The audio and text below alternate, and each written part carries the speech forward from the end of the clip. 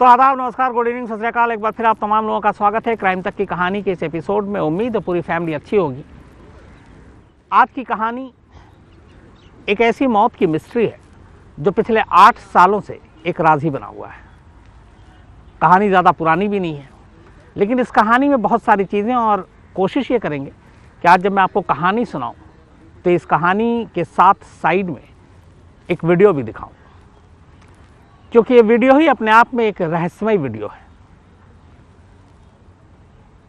ये वीडियो जब आप देखेंगे तो उसकी जो हरकतें हैं वो सारी चीज़ें आप खुद से देखेंगे, लेकिन वीडियो आगे, पहले कहानी की शुरुआत करते हैं। 21 साल की एक लड़की जिसका नाम एलिसा है, कनाडा की रहने वाली है। उसके माता पिता कैनेडियन और चाइनीज़ हैं, और वो ब्रिटिश कोलंबिया कॉलेज में पढ़ती है। और इसी दौरान वो अपने माँ बाप से कहती है कि वो लॉस एंजलिस जाएगी, लेकिन अकेले। माँ बाप उसको भेजने को तैयार नहीं, इसलिए कि उसकी थोड़ी सी कुछ बीमारी भी थी, बाइपोलर की भी शिकार थी वो। तो माँ बाप को चिंता थी कि अकेली 21 साल की बच्ची और उसको लॉस एंजलिस भेजें, लेकिन उसकी ज़िद थी कि वो अकेले इस ट्रिप को करेगी और अकेले जाएगी और घूम कर लौट आएगी। वो ज़िद करती है, माँ बाप मानते नहीं, लेकिन फिर एक शर्त पर माँ बाप इजाज़त दे देते हैं, और वो शर्त ये थी कि जब वो जाएगी, एक तो पहले से वो होटल बुक होगी ताकि माँ बाप को पता चले वो कहाँ, किस होटल में है लॉस एंजलिस में। नंबर 2, वो डेली होटल पहुँचने के बाद कॉल करेगी और बताएगी कि अब वो होटल में है और सेफ़ है, ताकि माँ बाप को परेशानी ना हो और बच्ची उनकी सलामत रहे, ये उसकी खबर उन्हें मिलती रहे। एलिसा इस शर्त को मान लेती है। इसके बाद 26 जनवरी 2013, 26 जनवरी 2013 को वो कनाडा से लॉस एंजलिस पहुंचती है। लॉस एंजलिस आने के बाद एक वहाँ का बहुत ही पुराना और बदनाम होटल, बल्कि कहें हम, सेसिल उसका नाम है, उस होटल में वो चेक इन करती है। शुरू में वो शेयरिंग रूम में रुकती है, वहाँ एक और लेडी थी, लेकिन चूँकि थोड़ी सी एलिसा की मानसिक हालत और कुछ ऐसी चीज़ें थी, कभी वो बड़बड़ाती, कभी बुदबुदाती, तो उसके पार्टनर को कुछ प्रॉब्लम हुई। उन्होंने होटल वालों से कहा, तो फिर होटल वालों ने एलिसा को एक सिंगल रूम अलग से दे दिया। अब वो उसी रूम में रहने लगी। 26 जनवरी को पहुंचती है। पहुंचने के बाद फिर माँ बाप को फ़ोन करती है। 27 को वो लॉस एंजलिस घूमती इधर उधर, फिर लौटती है, माँ बाप को फ़ोन करती है। 27, 28, 29, 30, 31, 31 जनवरी की तारीख आ जाती है। 31 जनवरी को उसे शाम को होटल से चेकआउट करना था। उससे पहले वो एक शॉप में जाती है, वहाँ से अपने माँ बाप के लिए कुछ गिफ्ट खरीदती है, कुछ बुक खरीदती है, कुछ म्यूज़िक एल्बम खरीदती है, और फिर होटल आती है। होटल आने के बाद 31 जनवरी को चूँकि चेकआउट करना था, वो अपने माँ बाप को फ़ोन नहीं करती, और ऐसा पहली बार हुआ कि वो 26 जनवरी को गई, और 31 जनवरी को पहला ऐसा मौका था जब एलिसा ने अपने माँ बाप को घर पर फ़ोन नहीं किया। माँ बाप को चिंता हुई। जब काफ़ी देर के बाद भी उन्हें लगा कि बातचीत नहीं हो रही, फिर कॉल किया मोबाइल पे, मोबाइल बंद। चूँकि होटल की सारी जानकारी पेरेंट्स को थी, अब उन्होंने होटल के मैनेजर से बात की कि एलिसा का फ़ोन नहीं आया और उन्हें चिंता हो रही है। होटल वालों ने ढूंढना शुरू किया, और उस तलाश में कहीं उन्होंने एलिसा नहीं मिली। लेकिन इसी खोजबीन के दौरान उन्हें कुछ और चीज़ें मिली। उन्होंने सीसीटीवी फुटेज देखा, हर तरफ कहीं एलिसा, एक तस्वीर में एलिसा नज़र आती है। इसके बाद होटल के स्टाफ एलिसा के पेरेंट्स के कहने पर पुलिस में खबर देते हैं। लॉस एंजलिस पुलिस मामले को दर्ज करती है और एलिसा की तलाश शुरू करती है। तलाश के दौरान सबसे पहले वो सेसिल होटल पहुंचती है, वहाँ एलिसा के बारे में जानकारी हासिल करती है। इसके बाद सीसीटीवी फुटेज को खंगाला जाता है। इसी सीसीटीवी फुटेज को खंगालने के दौरान एक फुटेज मिलता है, करीब 4 मिनट का वीडियो है उसमें, जिसमें एलिसा नज़र आती है एक लिफ्ट के अंदर। अब विंडो में ये, मैं आप वीडियो भी देखते रहे, मैं कहानी सुनाना अभी आपको आगे जारी रखता हूँ। ये जो वीडियो आप देख रहे हैं, ये एलिसा है, 21 साल की लड़की। लिफ्ट के अंदर आती है।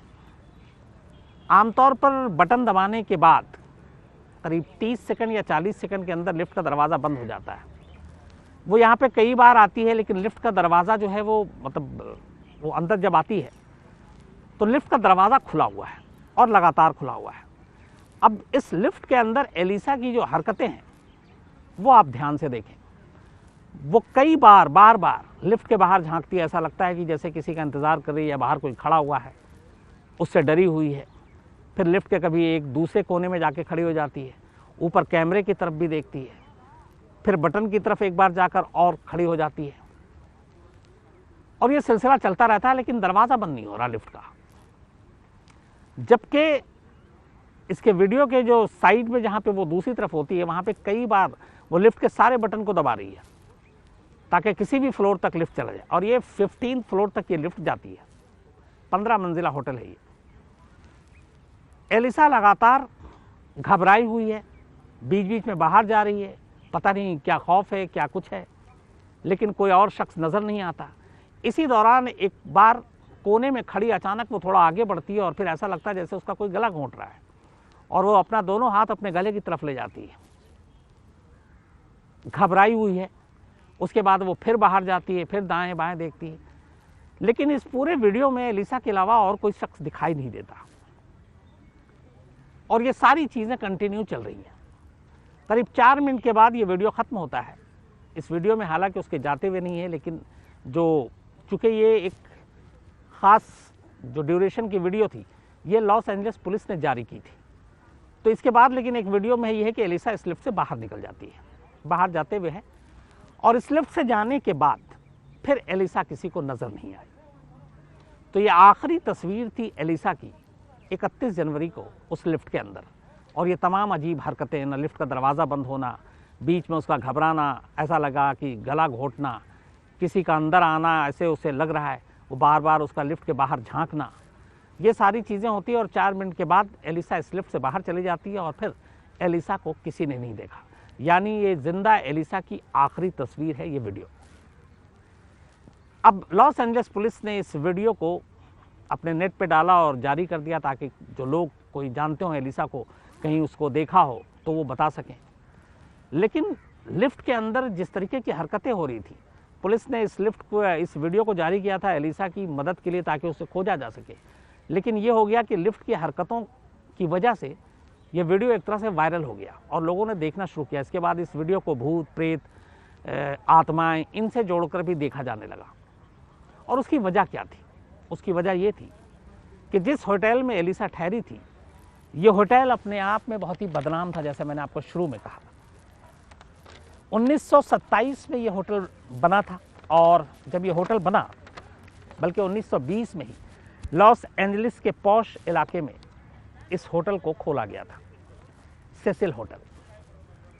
लेकिन ये थोड़ा सा दूर था घनी आबादी से, तो शुरुआत में होटल चला नहीं, क्योंकि बाकी भी और जो होटल थे वो आबादी के बीच में थे, नज़दीक में थे, तो वो ज़्यादा चल रहा था। फिर इस होटल के कमरे बहुत, जो किराए थे वो कम कर दिए गए, थोड़ा सा लोगों में फिर पॉपुलर हुआ, लोगों ने आना जाना शुरू किया। लेकिन धीरे धीरे ये होटल इसलिए बदनाम होने लगा और इस होटल को एक हॉन्टेड होटल के रूप में प्रचारित कर दिया गया, मतलब ये बदनाम हो गया। उसकी वजह ये थी कि इस होटल में एक के बाद एक अजीब हादसे होने लगे।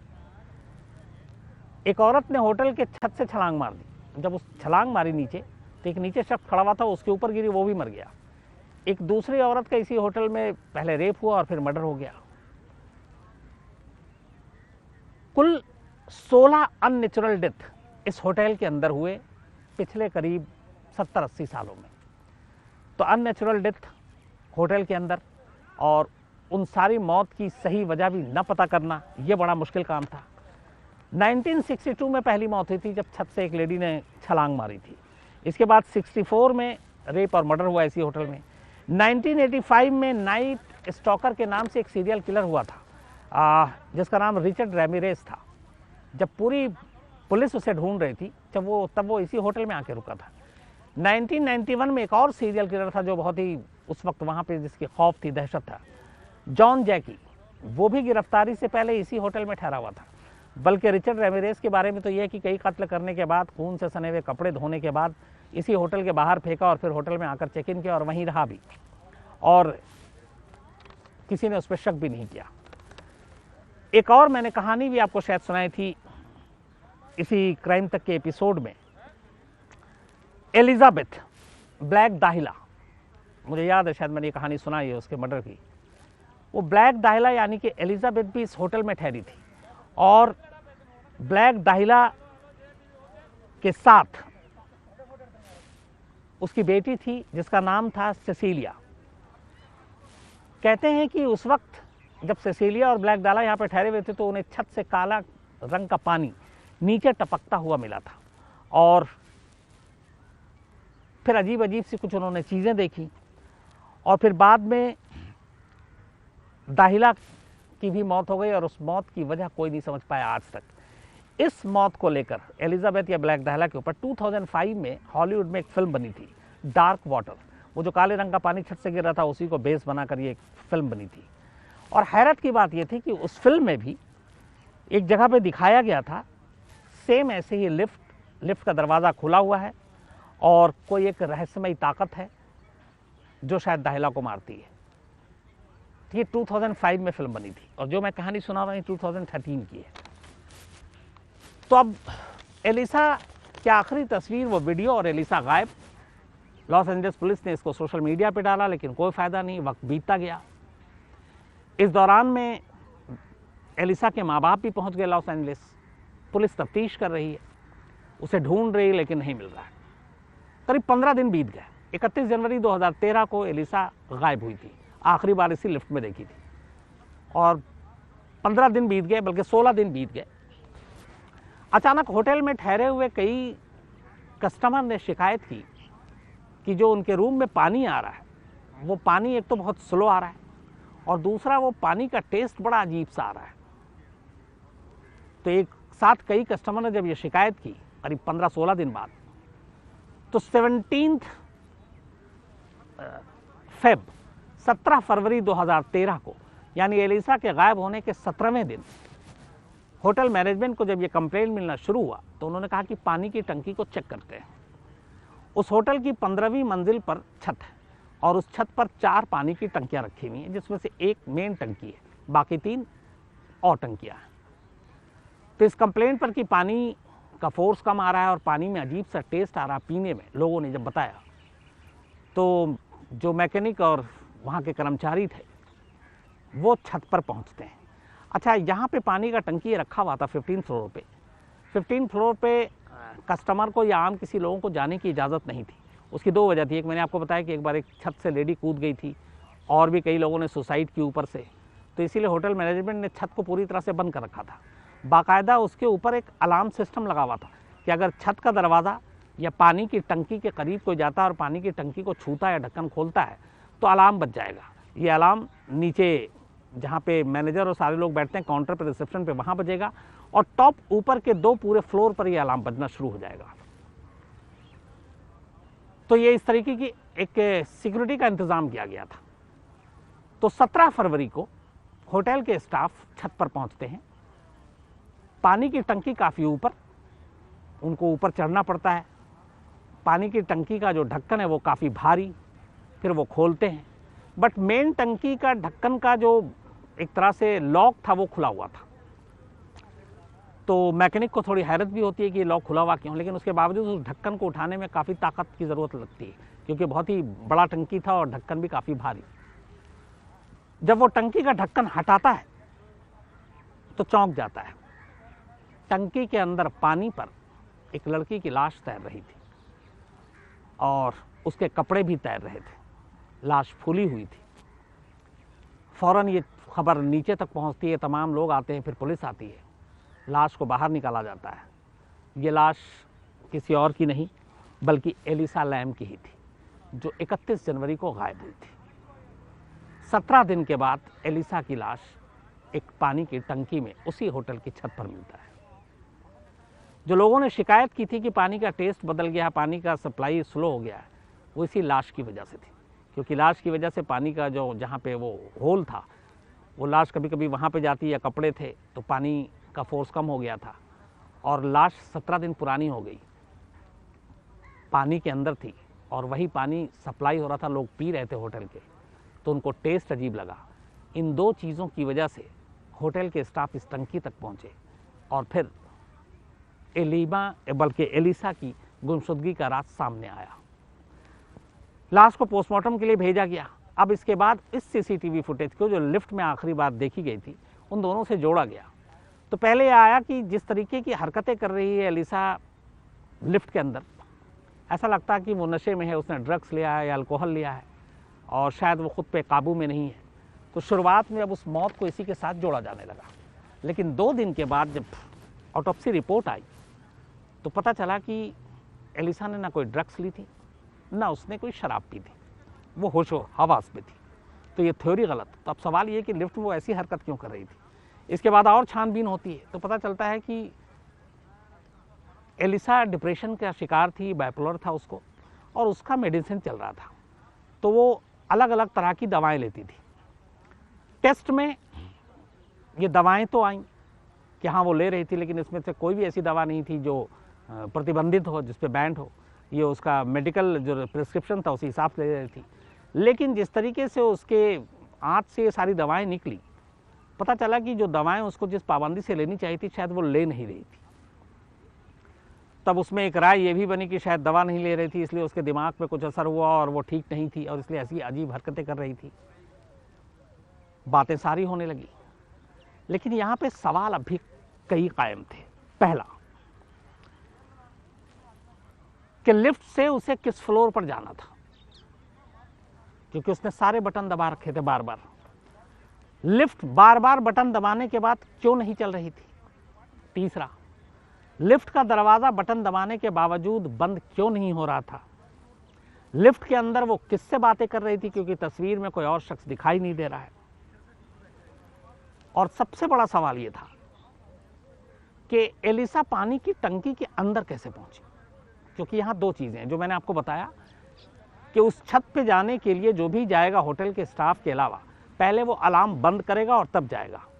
अलार्म बंद करने वाली जो जानकारी है वो होटल के स्टाफ के अलावा और किसी को नहीं है।